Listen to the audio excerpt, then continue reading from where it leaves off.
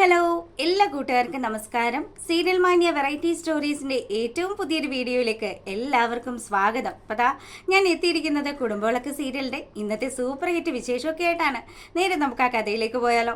അങ്ങനെതാ നമ്മുടെ സുമിത്ര പൂജയെ നിർത്തിയിട്ട് പൂജയോട് ഓരോ കാര്യങ്ങളൊക്കെ ചോദിക്കുകയാണ്. എൻ്റെ പൂജ, നീ എന്തൊക്കെയാണ് എന്നോട് ചെയ്തതെന്നും പറഞ്ഞ് സുമിത്ര രഞ്ജിതയെ കുറിച്ചിട്ടുള്ള കാര്യങ്ങൾ പൂജയോട് ചോദിക്കുന്ന സമയത്ത് പൂജ പറയുന്നുണ്ട്, അമ്മ അതൊക്കെ അമ്മയുടെ തെറ്റിദ്ധാരണയാണ്, മോളെ നീ ഒരുപാട് അങ്ങ് അഭിനയിക്കല്ലേ എന്നും പറഞ്ഞ് നടന്ന കാര്യങ്ങളൊക്കെ ജയിലിൽ വെച്ച് രഞ്ജിത സുമിത്രയെ വെല്ലുവിളിച്ച കാര്യങ്ങൾ ഉൾപ്പെടെ നമ്മുടെ പൂജയോട് പറയുമ്പോഴും പൂജയാണെങ്കിൽ രഞ്ജിത പറഞ്ഞു വെച്ച കാര്യങ്ങളിലൊക്കെ ഉറച്ചു തന്നെ നിൽക്കുകയാണ്.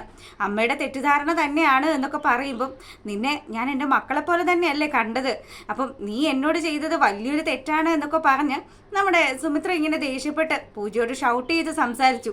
ഈ സമയത്താണെങ്കിൽ അല്ലമ്മേ, അതൊന്നും അല്ല സത്യം, പഴയതുപോലെ നിങ്ങൾക്കിടയിലുള്ള ആ ഒരു വിഷയങ്ങളൊക്കെ പരിഹരിക്കണമെന്നും പറഞ്ഞു തന്നെയാണ് രഞ്ജിത ആൻറ്റി പ്രതീഷ് ഏട്ടനെ ജയിലിൽ നിന്ന് ഇറക്കിയത്. ആ സത്യങ്ങളൊക്കെ എനിക്ക് അറിയായിരുന്നു, എന്നാലും അതൊക്കെ അമ്മയോട് പറയരുതെന്ന് രഞ്ജിത ആൻറ്റി പ്രത്യേകം പറഞ്ഞതുകൊണ്ട് മാത്രമാണ് ഒന്നും ഞാൻ അമ്മയുടെ അടുത്ത് പറയാതിരുന്നതെന്നും പറഞ്ഞു വീണ്ടും വീണ്ടും രഞ്ജിതയെ വെള്ള പൂശാൻ ശ്രമിക്കുന്ന സമയത്ത് സുമിത്ര പൊട്ടിത്തെറിക്കുകയാണ്. ഇനി മേലാൽ അവളുമായിട്ട് ഒരിടപാടും പറ്റില്ല എന്നും പറഞ്ഞ് നമ്മുടെ പൂജയെ ശാസിക്കുന്ന ആ ഒരു സമയത്ത് പൂജ ഒരക്ഷരം പോലും മിണ്ടാതെ അവിടെ അങ്ങനെ നിൽക്കുകയാണ്. പിന്നീടാണെങ്കിലോ നമ്മുടെ പ്രതീഷിനെ കാണിക്കുക. അപ്പോൾ പ്രതീഷ് ഇപ്പോൾ രഞ്ജിതയുടെ വീട്ടിലാണല്ലോ ഉള്ളത്. അതുകൊണ്ട് തന്നെ രഞ്ജിതയുടെ വീട്ടിൽ ഒരു വലിയ പാട്ടൊക്കെ വെച്ച് നമ്മുടെ അരവിന്ദൻ ഇങ്ങനെ TV ഒക്കെ കാണുന്ന സമയത്ത് പ്രതീഷിനാണെങ്കിൽ ഈ സംഗീതത്തോടും അതുപോലെ തന്നെ ഇതിനോടൊക്കെ ഒരു വെറുപ്പ് തോന്നുകയാണ്. പണ്ട് സംഗീതത്തെ ഒരുപാടധികം ഇഷ്ടപ്പെട്ട പ്രതീഷ് ഇപ്പോഴാണെങ്കിൽ അതൊന്നും കേൾക്കാനുള്ളൊരു താല്പര്യം പോലും ഇല്ലാതെ അങ്ങനെ അതിനോടൊക്കെ ദേഷ്യം കാണിച്ച് ആ ഡോറങ്ങോ ഒറ്റ അടയ്ക്കലങ്ങ് അടയ്ക്കുകയാണ്. അപ്പം തനിക്ക് എത്രയും പെട്ടെന്ന് തന്നെ ഈ വീട്ടിൽ നിന്ന് പോകണം, താൻ ഇവിടെ നിന്നാലും ശരിയാകില്ല എന്നൊക്കെ പ്രതീഷ് ഇങ്ങനെ മനസ്സിലാലോചിച്ചു. അങ്ങനെ ആ ഒരു സീനൊക്കെ ശേഷമാണെങ്കിലോ നമ്മുടെ സുമിത്ര ഇങ്ങനെ സങ്കടപ്പെട്ടിരിക്കുകയാണ്. അപ്പം അങ്ങോട്ടേക്ക് അനിരുദ്ധ് വന്നു. അനിരുദ്ധിനോട് സുമിത്ര പറയുന്നുണ്ട്, മോനെ നമ്മൾ ഇനി എന്താ ചെയ്യേണ്ടത്, നമുക്ക് പ്രതീഷിനെ നഷ്ടപ്പെടുമോയെന്ന് അമ്മയ്ക്കൊരു സംശയമുണ്ട്, നമുക്ക് പ്രതീഷിൻ്റെ അടുത്ത് പോയി സംസാരിക്കണം, അതിനുവേണ്ടി അമ്മ ഇന്ന് രഞ്ജിതയുടെ വീട്ടിലേക്ക് പോകാൻ പോവുകയാണ് എന്നുള്ള കാര്യമൊക്കെ ഇങ്ങനെ അനിരുദ്ധിനോട് പറയുമ്പം അനിരുദ്ധ് പറഞ്ഞു, അമ്മേ രഞ്ജിത ആൻറ്റി നമ്മൾ വിചാരിക്കുന്നതിനെക്കാട്ടിലും ഭയങ്കരയാണ്, അതുകൊണ്ട് അമ്മ തനിച്ചു പോകണ്ട, അമ്മയുടെ കൂടെ ഞാനും വരാമെന്നും പറഞ്ഞ് ഇവൻ ഇങ്ങനെ വരാൻ തയ്യാറായി ഇങ്ങനെ നിൽക്കുന്നത് ഇതൊക്കെ മറഞ്ഞു നിന്ന് നമ്മുടെ അനന്യ കേൾക്കുകയാണ്. അപ്പം അനന്യക്ക് മനസ്സിലായി ഈ അനിരുദ്ധ് പ്രതീഷിനെ തിരികെ ഈ വീട്ടിൽ കൊണ്ടുവരാൻ തന്നെയാണ് ഇരിക്കുന്നതെന്ന്. അങ്ങനെ വന്നു കഴിഞ്ഞാൽ പ്രതീഷ് തൻ്റെ സ്വന്തം മകളെ തട്ടിയെടുക്കാനുള്ള സാധ്യതയുണ്ടല്ലോ.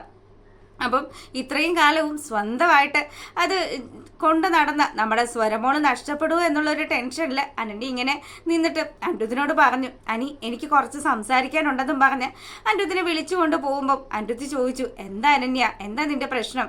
അതെ, നിന്റെ തീരുമാനം എന്താ? നിന്റെ അമ്മയും കൂട്ടിയിട്ട് നീ പ്രതീഷിനെ കൂട്ടിക്കൊണ്ട് വരാൻ തന്നെയാണോ? അതാണോ നിന്റെ വിചാരം എന്നൊക്കെ ചോദിക്കുമ്പം എൻ്റെ പൊന്നോ നീ എന്തിനിങ്ങനെ ദേഷ്യപ്പെടുന്നതെന്നൊക്കെ ചോദിച്ച് എൻ്റെതാണെങ്കിൽ അവൻ എൻ്റെ അനിയനാണ്, ആ കാര്യം നീ മറക്കരുത്, അതുമാത്രമല്ല അവൻ സ്വരമോളുടെ അച്ഛനാണ്, ആ സത്യവും നീ മറക്കരുതെന്ന് പറഞ്ഞു. അവൻ അങ്ങനെയൊന്നും അല്ലല്ലോ നമ്മളോട് മുന്നേ പറഞ്ഞെന്നും പറഞ്ഞ് പണ്ട് പ്രതീക്ഷ ജയിലിൽ കിടന്ന സമയത്ത് കൊച്ചിനെ ഇവരെ ഏൽപ്പിച്ച കാര്യവും പൊന്നുപോലെ നോക്കണമെന്നൊക്കെ പറഞ്ഞ കാര്യങ്ങളും ഒക്കെ അനന്യ ഇങ്ങനെ അനിരുദ്ധിൻ്റെ അടുത്ത് പറയുകയാണ്. അപ്പം അനിരുദ്ധ് പറഞ്ഞു, എടി അതൊക്കെ അപ്പോൾ അങ്ങനെ ആയിരുന്നു, പക്ഷേ അവൻ പുറത്തിറങ്ങിയില്ലേ, ഇനി അവൻ അവൻ്റെ കുഞ്ഞിന് ചോദിച്ചു കഴിഞ്ഞാൽ നമുക്ക് കൊടുക്കാതിരിക്കാൻ പറ്റില്ല, മറ്റു മാർഗങ്ങളൊന്നുമില്ല, നീ അത് അഡ്ജസ്റ്റ് ചെയ്തേ പറ്റുള്ളൂ, അതുകൊണ്ട് അവൻ ഈ വീട്ടിലേക്ക് വന്നു കഴിഞ്ഞാൽ എനിക്ക് അവനെ സ്വീകരിക്കാതിരിക്കാനും പറ്റില്ല എന്ന് അനിരുദ്ധ് പറഞ്ഞു. ഇനി അനിരുദ്ധിൻ്റെ അടുത്ത് സംസാരിച്ചിട്ട് പ്രത്യേകിച്ച് പ്രയോജനമൊന്നും ഇല്ലയെന്ന് മനസ്സിലാക്കി അങ്ങനെ അനന്യ നേരെ സുമിത്രയുടെ അടുത്തേക്ക് ചെല്ലുകയാണ്. ആൻറ്റി എവിടെ പോകാൻ റെഡിയാകുകയാണെന്നൊക്കെ ചോദിക്കുമ്പം സുമിത്ര പറയാണ്, അതെ മോളെ, ഞാനേ പ്രതീഷിനെ കൂട്ടാൻ വേണ്ടിയിട്ട് പോവുകയാണ്. എന്താണ്, നീ എന്താ എന്തെങ്കിലും പറയാൻ വേണ്ടി വന്നതാണോ എന്ന് ചോദിക്കുമ്പം, അല്ല പ്രതീഷ് ഇവിടെ വന്ന സമയത്ത് അമ്മ കണ്ടതല്ലേ, എൻ്റെ കുഞ്ഞു സ്വരമോള് ഒരുപാട് പേടിച്ചായിരുന്നു, അങ്ങനെയുള്ള സമയത്ത് പ്രതീഷിനെ എന്തിനാ അമ്മ ഇങ്ങോട്ട് കൂട്ടിക്കൊണ്ട് വരുന്നത്? പ്രതീഷിനെ കണ്ടു കഴിഞ്ഞാൽ സ്വരമോൾ ഈ വീട്ടിൽ നിൽക്കുമെന്ന് പോലും എനിക്ക് ഭയമാണ്. അനന്യേ, അവൻ കുഞ്ഞിൻ്റെ ചെറിയച്ഛനാണ് എന്നുള്ള കാര്യം നീയും അനിരുദ്ധും കൂടി വേണം കൊച്ചിനെ പറഞ്ഞ് ധരിപ്പിക്കാനായിട്ട്.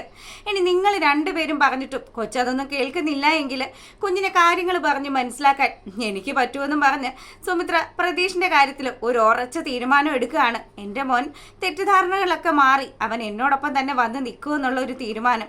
അപ്പം അതുകൊണ്ട് ഞാൻ പ്രതീഷിനെ കൂട്ടിയിട്ട് തന്നെ വരും. പിന്നെ സ്വരമോളെ കാര്യങ്ങൾ പറഞ്ഞ് ധരിപ്പിക്കേണ്ടത് നിങ്ങളുടെ ഉത്തരവാദിത്വമാണെന്നും പറഞ്ഞു. ഇനി മറ്റു മാർഗങ്ങളൊന്നുമില്ല, അനന്യയാണെങ്കിൽ പെട്ട് നിൽക്കുന്ന ഒരു അവസ്ഥയിലാണ്. അപ്പോൾ പ്രതീഷും അതുപോലെ തന്നെ സ്വരമോളും തമ്മിലുള്ള ആ ഒരു ബന്ധം അത് മുറുകും എന്നുള്ള ഒരു പേടിയാണ് നമ്മുടെ അനന്യയ്ക്കുള്ളത്. അപ്പം അങ്ങനെയൊക്കെ വന്നു കഴിഞ്ഞാൽ ഉറപ്പായിട്ടും കുഞ്ഞ് അവൻ്റേതാണെന്നുള്ള സത്യം സുമിത്ര ഉൾപ്പെടെയുള്ള ആൾക്കാർ അറിയുകയും ചെയ്യും. ഈ ഒരു പേടിയിൽ അനന്യ അങ്ങനെ നിൽക്കുന്ന ആ ഒരു സമയത്താണെങ്കിലും നമ്മളെ കാണിക്കുന്നത് പങ്കജിനെയും പൂജയും ആണ്. അപ്പോൾ അതാ പൂജ ഓഫീസിലെത്തി പങ്കജിൻ്റെ അടുത്ത് പറയുന്നുണ്ട്, പങ്കജെ നമ്മൾ വിചാരിക്കുന്ന പോലെയൊന്നും അല്ല കാര്യങ്ങൾ. അമ്മ പ്രതീക്ഷേട്ടനെ കാണാൻ മിക്കവാറും ആ വീട്ടിലേക്ക് വരാനുള്ള സാധ്യതയുണ്ട്.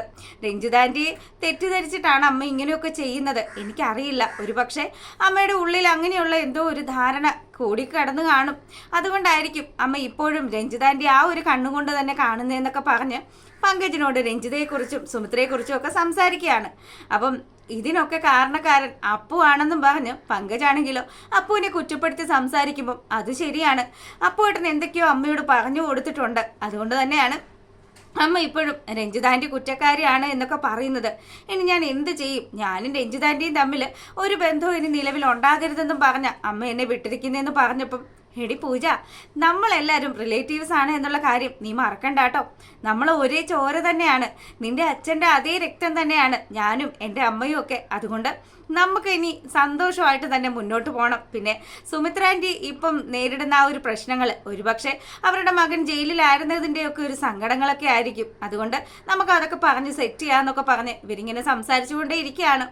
അങ്ങനെ ആ ഒരു സീനിന് ശേഷമാണെങ്കിലോ നമ്മുടെ രഞ്ജിതയുടെ വീട്ടിലേക്ക് സുമിത്ര എത്തുകയാണ്. അപ്പോൾ ദാ രഞ്ജിത വാതിൽ തുറന്നു. രഞ്ജിത സുമിത്രയെ കണ്ടതും, അല്ല ഇതാര്, സുമിത്രയോ? സുമിത്രയ്ക്ക് എന്താ ഇവിടെ കാര്യമെന്ന് ചോദിക്കുമ്പോൾ സുമിത്രയാണെങ്കിലോ, ഇവിടെ വരേണ്ട കാര്യമുണ്ട്, അതുകൊണ്ട് തന്നെ വന്നു. പിന്നെ എവിടെ എൻ്റെ മോനെന്ന് ചോദിക്കുമ്പം, നിന്റെ മോനെ അതിന് ഞാൻ പിടിച്ചു വെച്ചിട്ടില്ലല്ലോ, നിന്റെ മോൻ ഇവിടെ തന്നെയുണ്ട്, അവന് വരാൻ താല്പര്യം ഉണ്ടെങ്കിൽ നീ കൂട്ടിക്കൊണ്ട് പോയിക്കോ എന്ന് പറഞ്ഞു. മോളെ രഞ്ജിതേ, നീ ഈ കളിക്കുന്ന കളി അത് വലിയൊരു കളി തന്നെയാണ്, നിന്നെ നിലത്ത് നിർത്താനുള്ള കാര്യങ്ങളൊക്കെ എനിക്കറിയാമെന്നും പറഞ്ഞ് സുമിത്ര ഇങ്ങനെ രഞ്ജിതയോട് ദേഷ്യപ്പെട്ട് സംസാരിക്കുമ്പോൾ രഞ്ജിത പറയാണ്, അതെ നിന്റെ ജീവിതം ഒന്നോർത്താൽ ഭയങ്കര കഷ്ടം തന്നെയാണ്. നീ എന്തൊക്കെ കഷ്ടതകളിലൂടെ കടന്നുപോയി, എന്നിട്ടോ എൻ്റെ ഏട്ടനെ കല്യാണം കഴിച്ച് സുഖമായിട്ട് ജീവിക്കാമെന്നൊക്കെ വിചാരിച്ചു. ഞാനും എൻ്റെ ഏട്ടനും തമ്മിൽ തെറ്റാനുള്ള മെയിൻ കാരണക്കാരി അത് നീ മാത്രമാണെന്നൊക്കെ പറഞ്ഞ് ഇവൾ ഇങ്ങനെ സംസാരിച്ച് കയറി പോകുന്ന ആ ഒരു സമയത്ത് നമ്മുടെ സുമിത്ര പറഞ്ഞു, രോഹിത്തിനെ ഒരിക്കലും ഞാൻ നിന്റെ പേരും പറഞ്ഞ് തിരുത്താൻ ശ്രമിച്ചിട്ടില്ല. പിന്നെ നിന്റെ ചേട്ടന് നീ ആരാണെന്നും നിന്റെ സ്വഭാവം എന്താണെന്നും ഒക്കെ വളരെ നന്നായിട്ട് തന്നെ അറിയാം. അതുകൊണ്ടാണ് അങ്ങനെയൊക്കെയുള്ളൊരു വിൽപത്രമൊക്കെ പുള്ളിക്കാരൻ തയ്യാറായി. ഇത് കേട്ടതും രഞ്ജിതയാണെങ്കിലും ഞെട്ടി നിൽക്കുകയാണ്. വിൽപത്രത്തിന്റെ കാര്യമോ? അപ്പം ഇവൾ എന്തൊക്കെയോ മനസ്സിലാക്കി തന്നെയാണ് ഈ വീട്ടിലേക്ക് വന്നതെന്ന് മനസ്സിലായി. അപ്പം രഞ്ജിത അങ്ങനെ പേടിച്ച് നിൽക്കുന്നത് കാണിച്ചുകൊണ്ടാണ് നമ്മുടെ കുടുംബവിളക്കിന്റെ ഇന്നത്തെ വിശേഷം അവസാനിക്കുന്നത്. അപ്പോൾ ദാ എപ്പോഴും പറയുന്നത് പോലെ നിങ്ങൾക്ക് ഇഷ്ടപ്പെട്ടാൽ സബ്സ്ക്രൈബ് ചെയ്യാൻ മറക്കരുത്. Okay, by, thank